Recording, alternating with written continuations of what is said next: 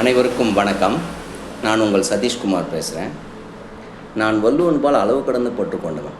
அதனால தான் வள்ளுவன் மாதிரி எழுத முடியலனாலும் ஒரு சிறு முயற்சியாக சில திருக்குறள் எழுதியிருக்கிறேன். அதை உங்களுடன் பகிர்ந்து கொள்ளணும்னு நான் விருப்பப்படுறேன். அதன் அடிப்படையில் தான் ஒரு குறள் நான் போட்டிருந்தேன்.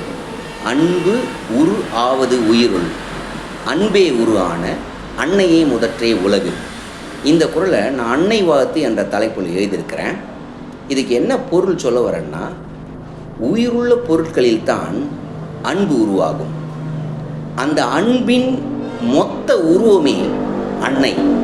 அன்னை தான் இந்த உலகத்திலே முதன்மையானவர் என்ற பொருளில் நான் இந்த குறள் எழுதியிருக்கிறேன். இதை உங்கள் முன்னாடி சமர்ப்பிப்பதில் நான் பெருமை அடைகிறேன்.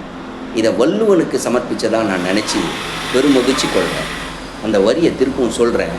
இதை கேட்டுட்டு நீங்கள் என்னை தொடர்பு கொள்ளணும்னு நான் விருப்பப்படுறேன். அன்பு உரு ஆவது உயிருள், அன்பே உரு ஆன அன்னையே முதற்றே உலகு. நன்றி, வணக்கம்.